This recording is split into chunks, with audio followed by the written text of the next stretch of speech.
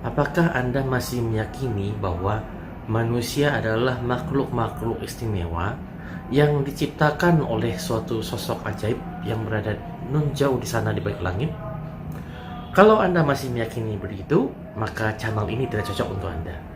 Akan tetapi, kalau Anda berpikir bahwa manusia adalah teknologi canggih yang bisa dipelajari, ya, bisa dimodifikasi, bisa di-upgrade, intinya kita ini adalah teknologi yang bisa dipelajari secara ilmiah, maka selamat datang di channel saya.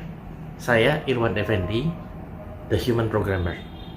Di channel saya Anda akan belajar tentang bioenergi. Bioenergi adalah energi yang digunakan dan diproduksi secara langsung oleh makhluk hidup. Mengapa mempelajari tentang bioenergi? Karena bioenergi adalah dasar dari software yang digunakan oleh semua makhluk hidup termasuk manusia. Dengan mempelajari bioenergi, kita bisa belajar bagaimana caranya memprogram ulang manusia. Anda akan mempelajari berbagai konsep klasik seperti prana, kundalini, reiki, yoga yang dijelaskan secara ilmiah dan tidak bermain kepercayaan. Semuanya bisa dibuktikan.